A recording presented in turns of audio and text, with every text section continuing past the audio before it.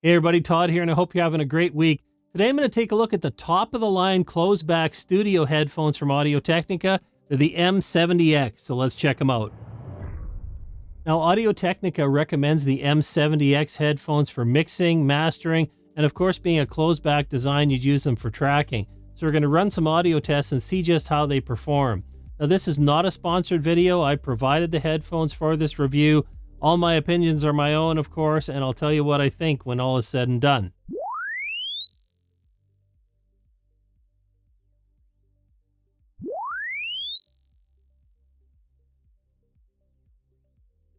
Now, looking at the logarithmic comparison on the Sine sweep, we can see the headphones tend to have an overemphasis in the 2 to 5K range, as well as around 10K, plus a roll-off in those bass frequencies.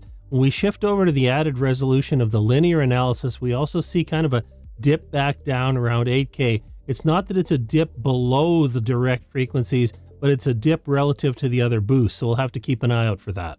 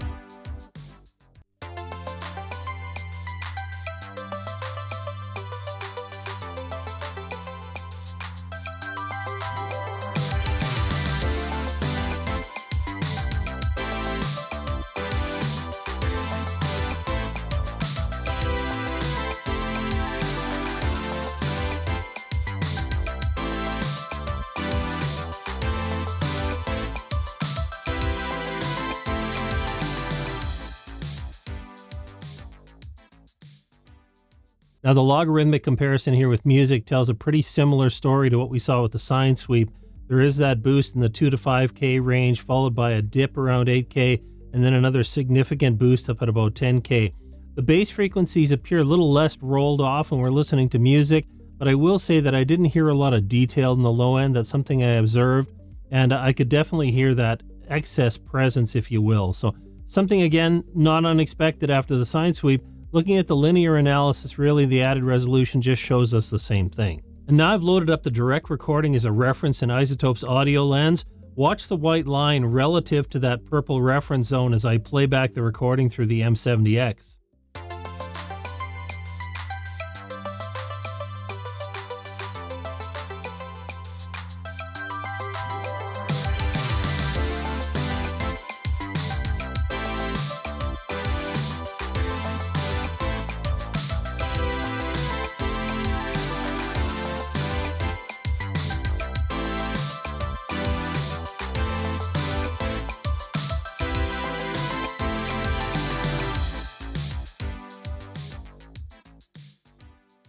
What about the world we both believed in?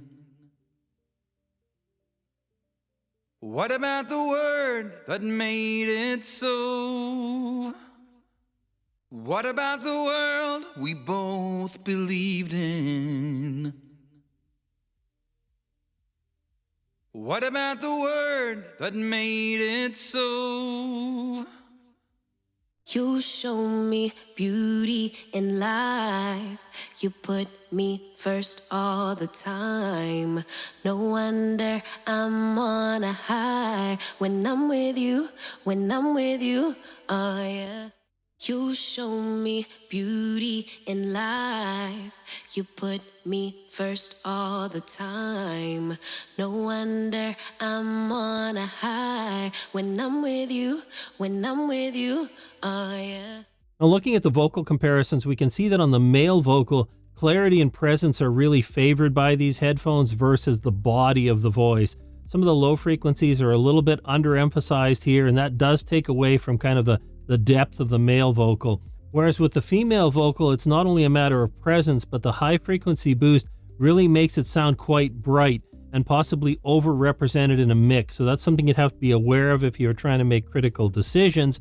And again, in casual listening, it will certainly bring female vocals forward. And this is a sample of spoken words, so we can compare the sound of the recording directly versus the sound through the headphones. And this is a sample of spoken words, so we can compare the sound of the recording directly versus the sound through the headphones. Listening back to the recordings of spoken word, I found that these headphones really added sort of a very nasal quality to my voice. I didn't find it particularly pleasing for what I like to listen to.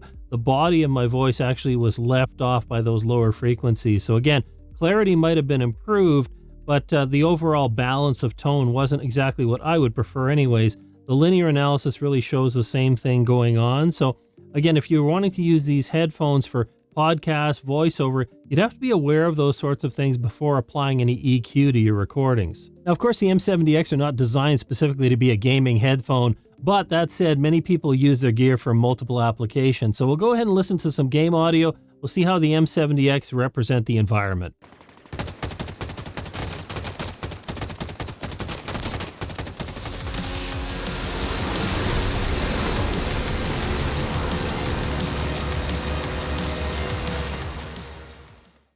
Now for gaming, I found these headphones brought out the activity in the environment, so footsteps, noises in the background, but that said, they were not immersive. I didn't feel that I was in the game environment. That's really something I look for in a closed back headphone, so I'm going to have to say for game audio, these are not the best choice. Now when it comes to Soundstage and audio imaging, I'm going to say these headphones produced an acceptable width in the stereo image, certainly not exceptional, very average for this price range. But Soundstage performance was poor. I really didn't get a sense of the image of the sound being projected in front of me, positioning of instruments. It was a pretty flat effort. It was almost felt like they were trying too hard and it wasn't happening. So in this price range, I'm going to say imaging and Soundstage below average. Now looking at the build quality of these headphones, I'm going to say they're very average. They have a lot of plastic construction here. Audio-Technica says they've used metal and beefed things up where it needs to be. But I do see a lot of plastic. The headband here has plastic on either side. You get a little bit of padding around the top, so depending on how these rest on your head, that may or may not be comfortable. The ear pads are very kind of average feeling. They have limited space inside, like most Audio-Technica headphones. They swivel one side 90 degrees, but not the other side. They don't fold up. They do have the detachable cables that are included, and you get 3 of them as well as an adapter. Of course, the extension on either side, it does seem to have a pretty positive lock. I will say that about it, but it's plastic again on the outside, maybe metal on the inside. Doesn't look as durable as I would think it would. They do come with a nice hard shell case, and it is molded inside to fit everything very well. And you also get a case where you can organize your cables and adapters. So a few premium things come with the headphones, but the experience here for the top of the line studio closed back headphone from Audio-Technica is less than I expected. Now I'll have links below for more information on features and specifications, but there's a couple things I want to draw to your attention. First of all, 5 to 40,000 hertz frequency response. I'll buy the upper extension. It can certainly hear that when I'm listening back, but the lower extension, I'm not hearing the sub bass from these headphones. I really don't get that. Now in terms of isolation performance, that's another area these headphones actually were very poor. They had some areas where we had good isolation, but between 2 and 5K, really critical frequencies for mic bleed, isolation performance was very poor. So if you're thinking of these as sort of a premium tracking option, I'm going to say no. On the other side of things, they're easy to drive. You can use them with any sort of device and you won't need a headphone amplifier. So now that I've had a chance to use these headphones for a while and run tests on them, I'm going to give you my final thoughts. Audio-Technica says these are mixing and mastering headphones, and they're of course the premium model in their closed-back studio headphone lineup. Now based on that, my expectations are I can make critical listening decisions, and I didn't get that from these headphones. I found that they were kind of all over the place in terms of the lows and the highs. I think you'd have a tough time getting a well-balanced mix with these headphones. Of course, when you learn them, like anything, you learn the headphones, you can make it work, but out of the box, they're not doing anything to help you, in my opinion. Now, Soundstage was also poor. I wasn't getting that created for me at all. Imaging was very average. And so for headphones in this price category, you can do a lot better than the M70X, in my opinion. And even some of the lower price models in the M series are better choices. And if you're looking for headphones for critical listening, check out one of the videos on the screen. As always, I really appreciate you joining me today. Have a great rest of your week, and I'll see you next time.